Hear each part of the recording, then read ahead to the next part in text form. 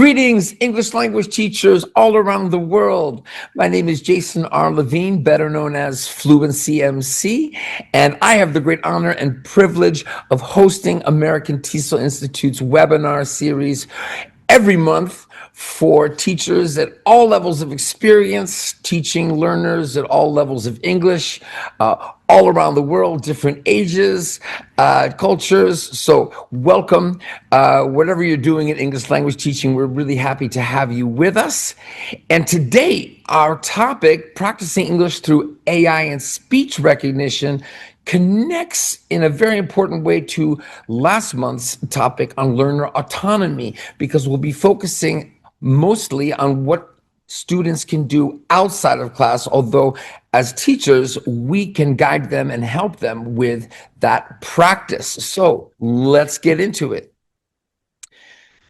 The best way to begin, I feel, is to think about learning English, but it could be learning any language or learning anything. Actually, we can, I think, divide it into studying, practicing, and using. So we're going to be talking about English in this case. So if you study English, right, for example, you try to learn some vocabulary words or understand a grammar rule or pattern, or how to position your tongue to pronounce something, that's one component.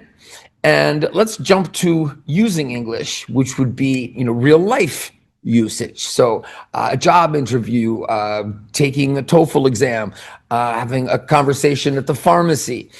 Many people who learn a language, and again, learn other things, but we'll get to that in a way to compare in a moment, make the mistake of studying it and then trying to use it. And this happens very frequently with language learning, and students will say, oh, I'm so bad at English, for example, when they've spent their time, right, trying to understand the language, how it works, really, that's what studying is, and then going out and trying to perform it. What's missing? Well, let's talk about those other things we learn now. If you learn an instrument, or you learn to play a sport, or you learn to dance, you might study it a little bit, but what you mainly do is you practice, and that means repetition. And you don't do that in front of people. It's not performance, and that repetition is what can what leads you to being able to have, whether it's muscle memory or remembering grammar and vocabulary, you'll have that automaticity to be able to use it in real life situations. So keep that in mind as we go here, because it's going to be very important. And incidentally, I forgot to say just about sports, dance, or music, those examples I gave, we never suggest that somebody shouldn't do a lot of repetition. We know repetition is built in, and with the language, we often think, oh, we need to get our students to, express themselves, more fluently, more creatively, more critically. True, but how can they do that without enough repetition? It's like trying to, play the trumpet in a concert when you haven't repeated enough what you're going to play. So that repetition is super important, and AI tools can really make a difference. So that's our focus. Question for you. How much do your students practice English? Meaning getting that repetition. I don't mean practice in the sense of performance, going out and using it. And what do you think? Do you think AI tools could encourage them, make them more likely to do this kind of meaningful repetition outside of class? Let's think about that. I chose the word e-learning here. Maybe it's not the best word. Anyway, let's look at how tools that help us learn, I guess e-learning is okay, have changed over the years. I guess e-learning is already sounding with AI coming in a little old-fashioned. I don't know. Flashcards, that's not e-learning, except then they became e-learning with things like Quizlet, as I put here. This is something that ChatGPT made with me, or I made with ChatGPT. So already getting AI going in this presentation. Flashcards can be great. I use them sometimes for French. If something is if a student likes to practice outside of class with a tool, whether it's analog or digital, if they like it, go for it. The problem is that most people don't feel super motivated to use flashcards, and of course, there's no speaking practice there, but can be a great way to remember things if you're motivated to do it, especially if it's gamified. So speaking of that, Duolingo, Rosetta Stone, you're getting a little bit more right from flashcards into a more interesting way to revise vocabulary and grammar, but it's still not speaking based, although that's changing. So voice-enabled learning, that's where we're really going to focus today. And then how it can be used from speech to text, text to speech, and in dialogue, in conversations, chats with AI. So some advantages here, but I want to point out real feedback appears. Yes and no. I mean, the feedback is definitely coming. Some apps are better than others, and paid versions, the real primo stuff is where you're usually going to find really good feedback. So that's limited for now. Where I think you'll see today AI really shines, and there are really good free tools for it, is more in the basic speech to text, text to speech, and in the AI conversations. And there's a lot of value in that. Is there, a lot of quantitative, even qualitative feedback that's useful? Sort of, but I think it's going to get better. It's going to get better. I'm certainly not an expert on this, so this is just based on my exploration recently into this world, and it's changing all the time. So let's continue.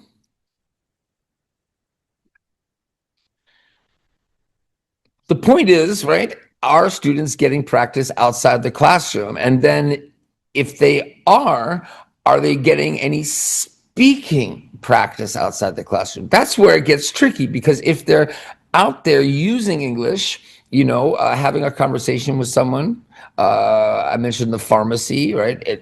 Some situations like this, that's fantastic, but that's not the practice. So if they're getting real life use, maybe the practice they're getting with speaking is very limited.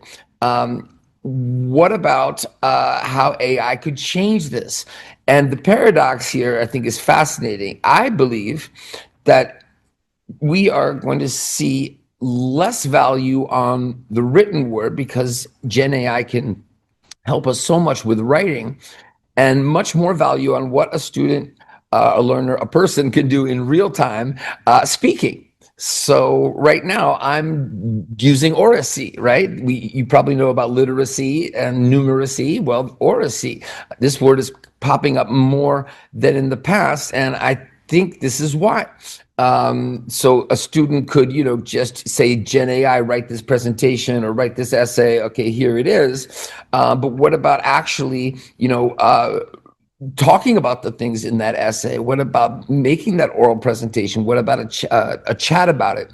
So because this is becoming more important, at least I believe it is, I would hope you agree, but if you don't, that's interesting too, maybe more interesting. At any rate, I digress.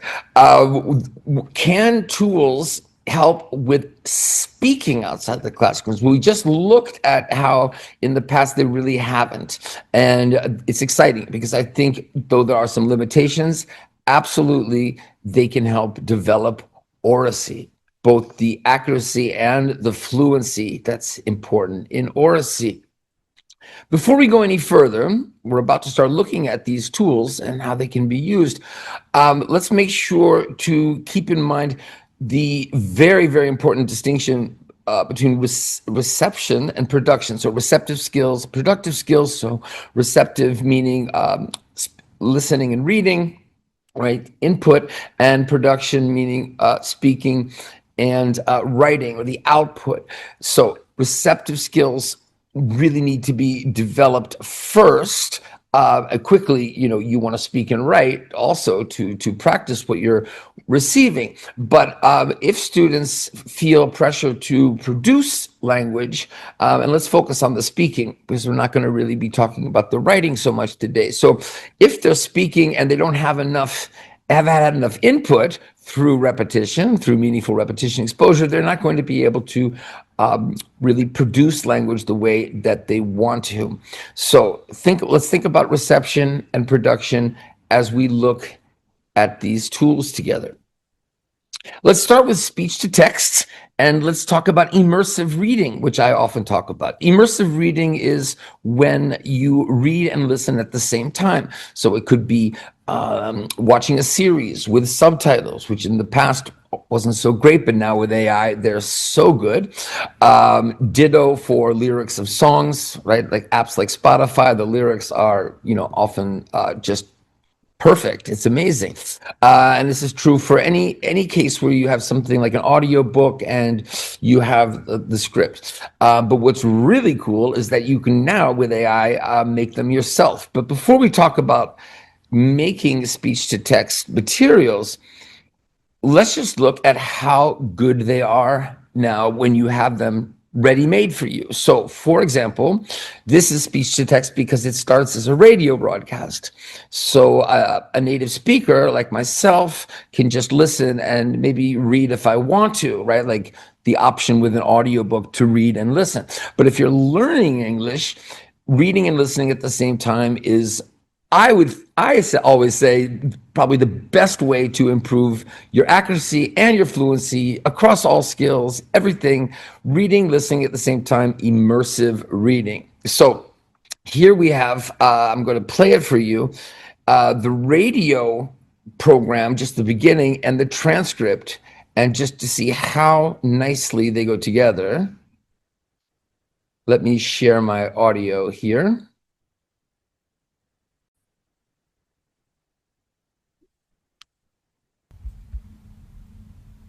The digital afterlife industry. We're talking about companies managing online identities after death.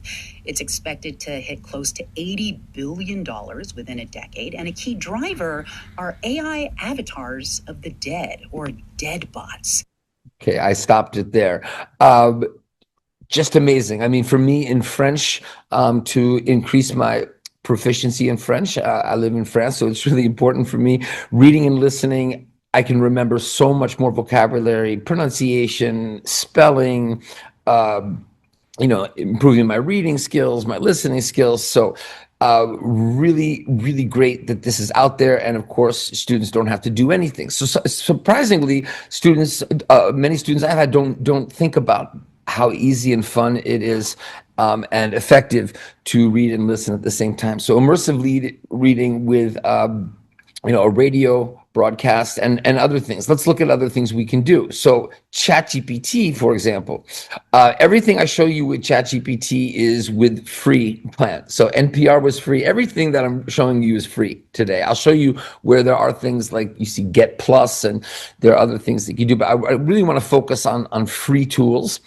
And not just because you don't have to pay, but because it gets complicated with the paid ones. There's a lot of stuff happening, and sometimes it's too much. It's hard to understand it. So as you can see here, you can upload an MP3. It could be something that, for example, you heard, but it doesn't have a transcript. It's a radio program you recorded, but there is no transcript. You can create one. However, there is a limit with the free plan.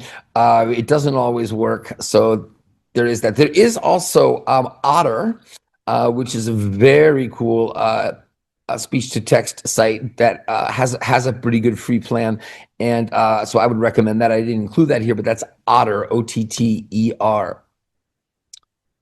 But let's talk about text to speech for immersive learning, because that is something maybe you have not thought about. I certainly hadn't thought about it enough. or when I had thought about it, the tech was just not there yet. It was the beginning of the AI. So with text to speech, this is amazing. Natural Reader, it's free, free, free. I mean, there's a plus plan, but everything I show you now, I did for free. I am not affiliate marketing here. I'm not connected with them, and I did. There are a couple apps later that I didn't really like, and I'm not going to mention those names. So I'm not here to, try to sell anything or uh, poo-poo other apps that aren't as good. But anyway, and one reason they might I didn't find them to be that useful is because I was impatient, or I didn't spend enough time on them, not just because they're not good or because they're paid. But anyway, more on that to come. This is great. I can't. It's Ronald Reagan here as Jesse. Anyway, let me show you what you can do with Natural Reader. So here, for example, is a text that does not have audio, right? So it's sort of the opposite, right? So we have text, but we want audio to do immersive reading. So I just took the beginning here and I put it into Natural Reader. So you can choose the voice. This guy happens to be UK English. And you're going to see it's not supernatural, especially at the beginning, but in the middle it gets natural. It turns out some voices are better than others, but I'll explain. Here we go. Focusing on Objective 16, promoting resilient health services, COP30 Health Day will convene a ministerial health plenary on the 13th of November from 9 a.m. to 12 p.m. in the Tocantins plenary, Blue Zone. I mean, I think the beginning was the weird part, right? So he said, focusing on Objective 16, promoting, right? It should be more focusing on Objective 16, promoting resilient health services, COP30 Health Day, right? But when we got to COP30 Health Day, all the way through 13th of November from 9 a.m. to really strong, right? So this is with the free plan, right? You can just copy and paste and you can change the voices. And some voices, as I said, are better than others. So, for example, this is American English. American English seems much more natural. So that may be because it's an American company. I don't know. For some reason, the audio in this one is much lower. That's because of my screen recording. But anyway, this is a story I wrote and I want to have a voice reading it. I'd like to have different voices reading it, not just my own. So check this out. Des had 10 more minutes to sleep before her alarm went off. In her dream, she was in a forest, climbing a tall tree. It was winter. The cold wind blew through the branches. She looked up. High above, the trunk split in two directions. Her arms and legs were tired, but she kept climbing. She knew she had to reach the fork in the tree. I apologize for how low that is, but it sounds. If you can hear the accent, it sounds really good. This was just something with my computer, so I think that is great. It's not my favorite voice for storytelling, but the word stress, the sentence stress, the intonation sounds really good. Here is ChatGPT. I'm doing sort of the same type of thing. Now, this is only on the phone. Okay, so if you have ChatGPT, this is the free version though, you'll see down here next to the microphone a little blue button. Although it turns out it depends where you are in the world, and some people don't have it, some people have something better than what I have. But anyway, if you click here, you can start chatting, and the voice is so good. I don't know if I can change it and even try. It's kind of the voice from Her, the movie, right? It's an American English female voice. Anyway, I don't have the voice here. I'm just going to show you because I couldn't do screen recording with ChatGPT where the voice would come on my phone. I tried, and it turns out it's very difficult to do, or some people couldn't do it. Anyway, so I'm just going to play you this and explain it while we're doing it. So I said, could you find a poem by William Carlos Williams, right? This is just to say, and could you read it? So you can see where I said up on top. So this is none of this was text, right? And then she read the poem so nicely. Really, like, I have eaten the plums that were in the icebox and which you were probably saving for breakfast. Forgive me, they were delicious, so sweet and so cold. And she really read it like that. Amazing. And you can also ask her, read it in a different way, other things. So totally free. And what's different about this is she's connected to the internet, so she can just bring up the poem. So you could say, hey, can you read this? Can you read that? Can you read part of this book? Super motivating, don't you think, for students to, outside of class, have a chat. Plus, you can just keep chatting about anything else. So, like, after she says it's such a lovely, simple poem, and we're going to get to this later in the session here about using it as for chats, right? We could start chatting about the poem. What do you think it means? She could ask me what I think it means. I can explain. So that's where the fluency comes in. But anyway, I'm getting ahead of myself. We're going to come back and look at how ChatGPT, again, the free version of ChatGPT can help with other things, but right now this is just the text to speech, and she could take it from the internet, put it there. I can hear it, so I'm doing immersive reading with ChatGPT. Let's talk about text to speech now, not for immersive reading, but for developing oracy. Let me explain what I mean. This is natural reader again. And what I did was I put in the text that I had on the slide earlier. And I believe this one also is soft, but you can hear it. And I think pretty natural sounding. How much speaking do your students do outside of the classroom? Do you believe that oracy will become a more desired and valued skill? Pretty good, no? Again, free version of this. And really sounds natural, and you could see at the bottom. Did you notice? I'm going to focus on that in a minute with another one.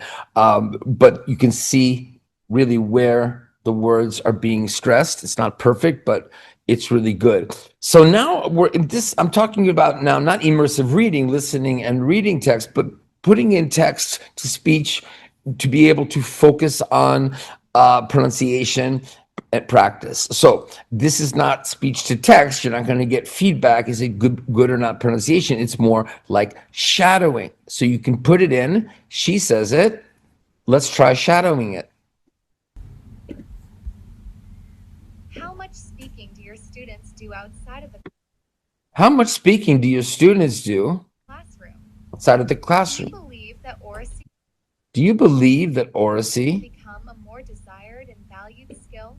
will become a more desired and valued skill? So I've been helping students do shadowing for years, but are they really that into it outside the classroom? It's like you listen to something, you've got something to read, and you pause and you repeat. Well, if you can put any content you want, if it's content for a presentation, if it's content for a conversation you want to have, if it's content for a job interview. So this is, to me, a really amazing tool, right? So here, I just mentioned presentations. I teach engineering students at this school in Paris, where I am right now. And in the past, I've actually recorded my voice for them once they have text that is correct for them to listen to and shadow, but they can do it outside themselves. So the thing, I'm going to show you two different voices. This one sounds terrible. And when you hear this, you'll think, oh my God, this would be worse for my students to practice this way than to not practice at all. So I totally get that.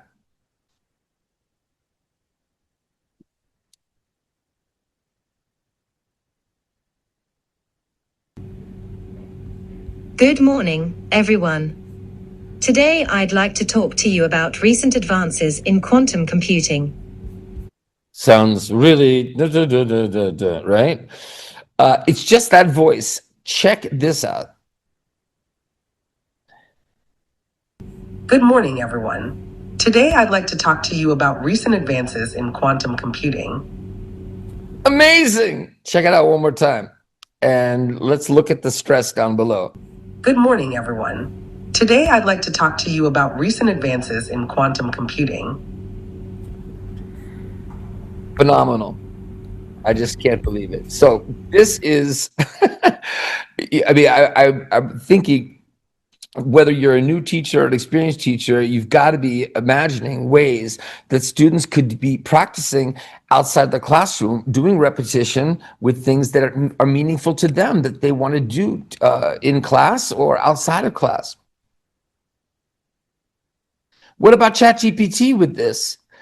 In a way, it's even better, but it's only on the phone. So let me emphasize, on ChatGPT desktop, you can't do stuff like this. At least you would need plugins or the paid version or something, not with free. So I'm good. I'm not a tech person. I don't subscribe to any of these plans. So in a way that's bad because I can't explain a lot of things, but in a way maybe it's good if you're like me, because you know that you'll be in the same situation as me trying to do anything more complicated or spend more money.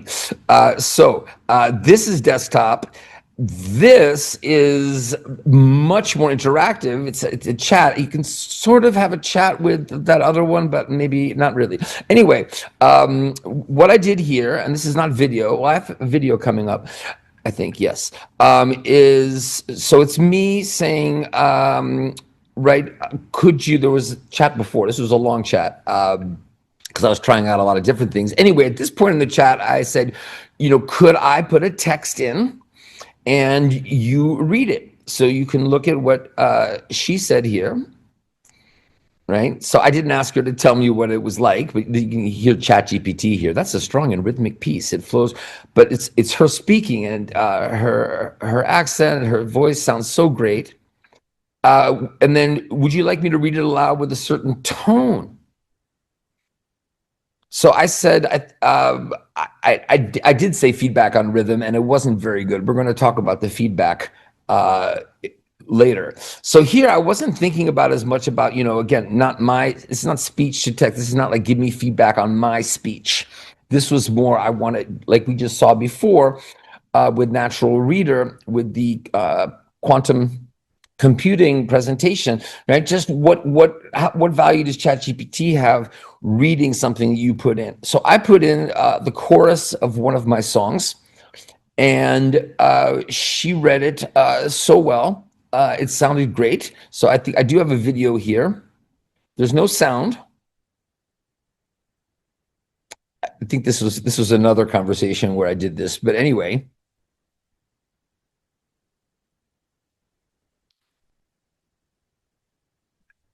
Sorry, this is taking long. Yeah, so sometimes you see here it says I want to practice. It's from a song, so that's that's the speech to text part that we're going to talk about later, which is amazing.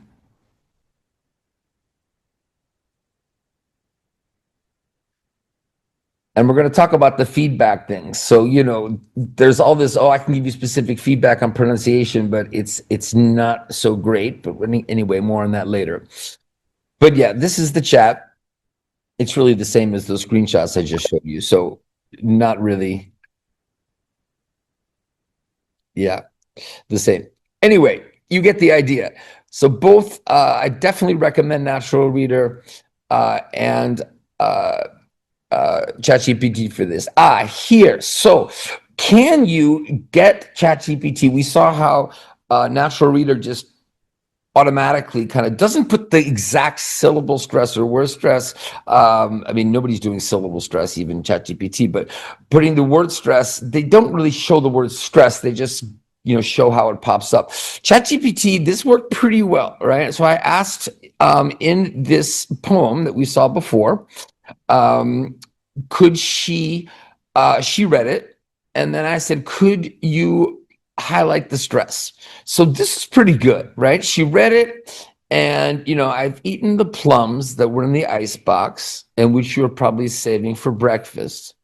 I think, forgive me, she didn't do that. So forgive me, they were delicious, so sweet and so cool. So highlighting stress, but I will say I did ask ChatGPT to do this, not with voice, in the past, and it was really bad. And when I ask ChatGPT now, if I take text and say, can you just show me where it is, not with the voice, it's getting better and better. So that's super exciting. Speechify is another one that's really good. And so I want to make sure it gets you, but it really, it's you have Snoop and Mr. Beast. I had a problem with going far without the paid thing kind of popping up. There may be ways to use it for free that are better, but I think Natural Reader I would recommend more. But Speechify is another one. We are now going to talk about speech to text. Mentioned it a little bit, but we didn't focus on it. And we didn't talk about Google Docs. Yes, another, not just free, but super easy. If you have Google and you have Google Docs, you can do speech to text. Is it perfect? No, but it's pretty good and it's getting better and better. So what you do is open a document, you go to Tools, go down to Voice Typing, select that.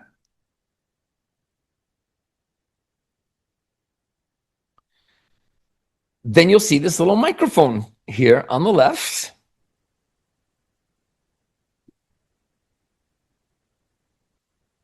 You click it, it'll say, do you want to turn it on? You say yes, and then you are ready to go. So here's a little demo. Good morning, everyone. Today, I'd like to talk about recent advances in quantum computing. Okay, I paused it there. Oop, let's let it.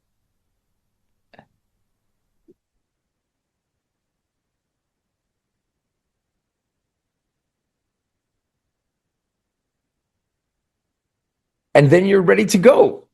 So let me show you what I did. Sorry, the sound's not great. Good morning, everyone. Today, I'd like to talk about recent advances in quantum computing. Okay, so perfectly transcribed my voice into text. I was speaking slowly. I'm not an English learner, but that's what's so interesting. Watch me with a French accent. Try it. A strong French accent.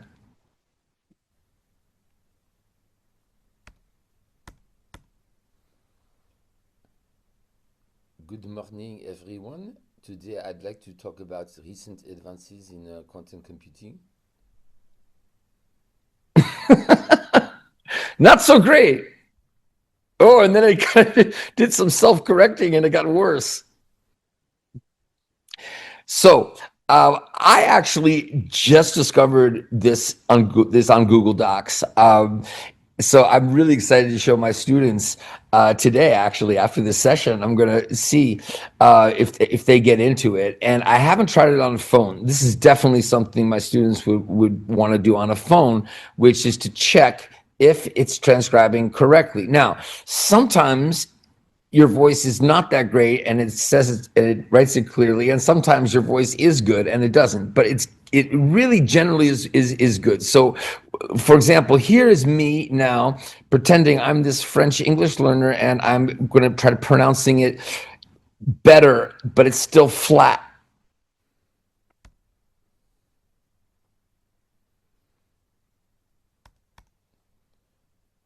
Good morning, everyone. Today, I'd like to talk about recent advances in quantum computing.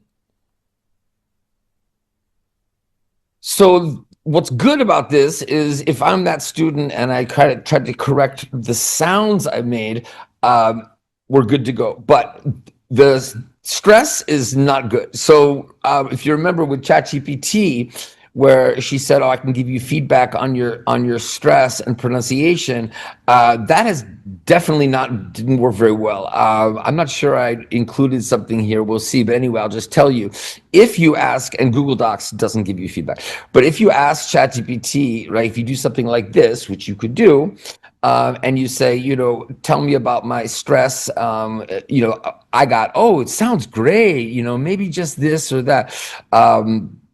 It didn't sound great, or I sounded really good, and it was like, you could try this, stress this more. So I haven't seen good feedback yet, but I'm sure it's coming in, and maybe in the paid plans. I'm going to show you a couple of paid plans that I didn't like, but it's possible if you I didn't like the free version experience. But anyway, Google Docs, very cool for this.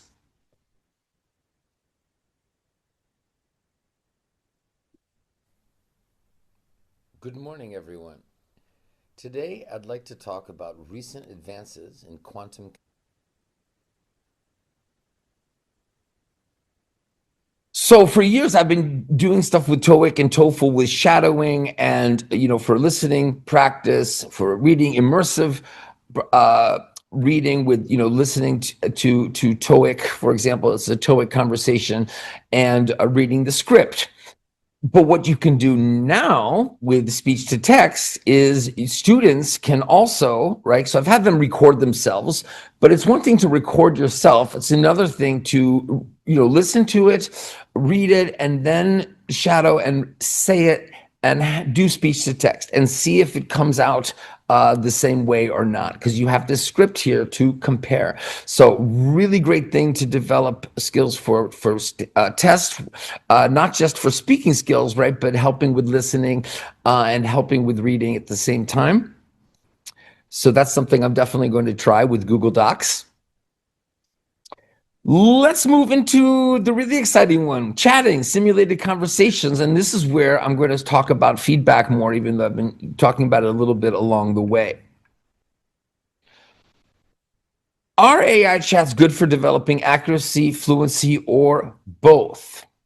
Let's see. I didn't, put all of the apps to the test, and there are great YouTube videos. I won't mention the name of this one. This is a big one, though. I had a good start with this. Her voice sounded good, not as good as AI. Sorry, ChatGPT. It is AI, and I definitely, personally, I don't need the person there unless it's going to look really real, which this doesn't. Again, maybe if you pay more. But it started okay. Hello, Jace. It's nice to see you. How are you today? I'm okay. This is very like ChatGPT, like what I showed you. I said I wanted to do TOEFL, the speaking part, and then look what happened in the second one. She said, before we start, what did you do today? Which I don't like. I don't think ChatGPT would do that. So I just, it's the morning, so nothing. Can we get started with TOEFL? I said TOEFL, and this is where the speech to text failed. And I didn't have this problem with the free ChatGPT the same way. So I definitely said TOEFL. And TOEFL was interesting, but let's focus on your English. So, and then would you like to continue with the next lesson she's trying to get me your next lesson in your path. And then guess what happened? The path popped up. So I was just like, no. This is not working for me. But let me just emphasize, though, that these plans, apparently the feedback on pronunciation and grammar is something that's really good, according to some YouTube videos. I didn't get there. Maybe I'll try again. And definitely ChatGPT, Google Docs, the reading thing I showed you. None of those things are giving you feedback. You can compare, what you say to the text, but you're not getting feedback. But is the feedback accurate? So here's someone from another, I'm not going to mention the platform, and it started out okay, but then very quickly it went to the paid thing. It came up.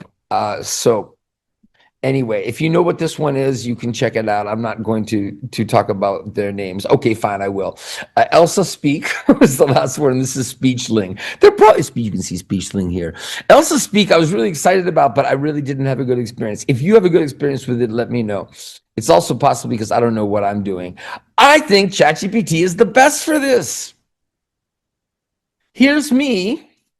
These are just screenshots, not videos, practicing French, and it went well until we get to the feedback part. So the question I asked, good for accuracy or fluency? Fluency. So you can imagine maybe, all the accuracy stuff that you can do with text to speech. And when you get to speech to text, it's more fluency for now until the feedback gets better. That's what I think is what we should be focusing on, how to use these tools right now. But basically, I'm asking, can I practice French with you? And this is interesting. I said, if you look here, d'accord, peut-être une petite conversation, right? It said compensation, but I did not say that. So that's not good speech. That's a little bit like the tofu, except look what she did. She understood it as conversation, and we just, boom, kept going. And I think I pronounced it the right way. So that's just a speech to text error. She's asked, but this is where it gets interesting. She asked, and this is the good feedback, again, free ChatGPT. So this is the good part about specific words, for example. So she asked me, I'm in the second screen here where it says, d'accord, je peux proposer, right? She used a word, loisir, that I did not know. I kind of knew it later, but anyway, she said it's hobby. And I said, oh, yeah, we can discuss that. And then I asked, can you also say hobbies in French? Because she said hobbies in French. So this is very real. And then she said, yes, you can use both. So then I start talking about my hobbies. So then at the end, you see here, is it possible to give me feedback on my pronunciation, which I spelled wrong? Oh, no, it's in French. So this is the speech to text was this is the things I said. And then here is where, let's see, she keeps saying she's going to give me feedback on pronunciation, but she never does. And then I kind of emphasize, can you please explain any errors? And there is one good thing. So I said, écoutez la musique, which I always say, and it's écoutez de la musique. So she mentioned that. I feel like she also could have talked about, right, my accent for sure, and other things, but I don't think it's ready yet. So little mistakes, good. But the best part about this is not the accuracy focus, it's the fluency. It's the chance to chat. I genuinely like this chat. I'm going to keep doing it to practice. And you can switch back English and French too. So I can start asking questions about, how to teach my students. I can, do some practice of French. You can just keep going. I'm sure I get to a limit at some point with my free plan. We're back here. I want to show you with the chorus of my song. If you remember, stick to your ideas, stick to your plans. So this time I did speech to text. So I said, okay, I want to try it. You give me feedback. But let's look what she said here, right? So I said, stick to your ideas, stick to your plan. She said, that was really clear. Pronunciation was great. To make it sound more natural, put a little extra emphasis on ideas and plans. I think I did. So I think she just had to say something, right? But I didn't experiment with it enough. I'm going to do it more. But I do also remember saying, it was here. I said, okay, stick to your ideas, stick to your plans. I'm pretty sure. And she said, that was great, right? And then she said the same thing again. If you want to emphasize, right? So I don't think it's so great yet for pronunciation feedback. As I said, I think better for fluency practice. Speaking of fluency practice, fluency cards. This is my project now that I'm hopefully going to use AI with soon. So let me show you right now what it can do. Start a game. Yeah, that's the computer in the basement in my room. It's like Uno. We call it Fluno. This is with a regular verb. They chose a movie. So, first, they chose a movie. You hear it and read it. You could repeat it for accuracy. It's red. I can play a red card. It fell on the floor. It fell on the floor. He sent them an email. I'm going to pause it here and just explain my idea. Imagine if before I played it fell on the floor, I needed to say it and the AI could decide if it sounded good. So if I said it fall on the floor, doesn't work. Maybe there are different modes like, it fell on the floor. But the basic one I'm thinking of is just, if I say it with the right stress, you can see the stress here, it fell on the floor. They chose a movie. Correct pronunciation of the sounds and the stress. This is my idea. We'll see if it can work. Then you can play it. You don't have to play in that mode, but that would be a way to play it where you could focus on accuracy with speech recognition. Fluency cards are free to play on my website and in the Google Play Store. Let's look at what we always do, or almost always do when I do these sessions, considering what we talked about today. So we focus specifically on on these tools to build, to do practice, with repetition. So everything we did, except for the chat back and forth, there's a lot of exposure to the same text, repeating. So you're getting that base in Bloom's taxonomy of remembering English. When you've got the base, that's right when your accuracy starts to improve, and then you have the confidence to speak fluently. These are not mutually exclusive. It's not like, okay, just practice and then you're fluent. It's like saying, just practice playing volleyball and don't play any games, right? No, you practice, you play a game, you see what you need to practice more, right? So that's the analogy I'm using today with volleyball. It could be music, dance, whatever. With English, of course, it's the repetition, just like you do with other skills, in an environment that's where you're motivated, where you're interested, and then going out and testing it. If you're lucky and you have a classroom, that can be more of a rehearsal space for the real thing. But are you motivated to do repetition and practice? Some people love to hit a tennis ball over and over again. Why do they? That's a topic for another session, which I've done before on motivation. But some people aren't. It's the same with English or anything else. So I really do believe that these tools, I'm going to test them out more because I haven't really yet with my students, will motivate them to do more practice outside of class, make them more confident. But as I said, it's not mutually exclusive. They could also be doing fluency practice, as we just saw with ChatGPT, for example. And I like to finish this way. Practice makes, and you say perfect, right? And I don't mind practice makes perfect if we mean more accuracy, but if we're thinking, the stress of like correction and stuff like that, and of always being correct, and this is not good. So practice also makes progress, and my favorite one, when it sticks, the automaticity that can result from the permanence, being able to retrieve. I talk about relax, repeat, remember. It's relax, repeat, remember, and retrieve is the other R, right? And of course, what we learn with pleasure, we never forget. I see a lot of pleasure in these AI tools. I really do. As you said at the beginning, it depends on the person. Some people love just flashcards. They get excited, or writing things in notebooks and repeating them.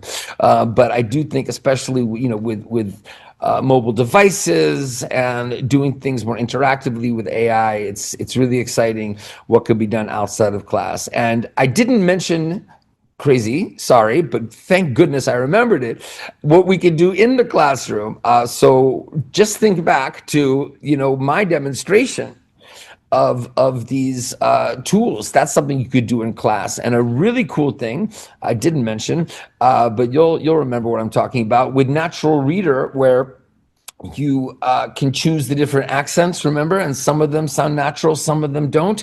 That's a really cool idea, to have students think, I'm going to try that today, which one sounds more natural, which one would they use if they're doing text to speech with Natural Reader. My friends, if you want a PDF of this presentation, you can email me. If you have a question, a comment, you can email me. It's always a pleasure to correspond with anybody watching. If you're an American TESOL Institute student, especially, I'm here to help you anytime at this email address. Take care, everybody. Thanks so much for joining me today. Peace, respect. Bye-bye.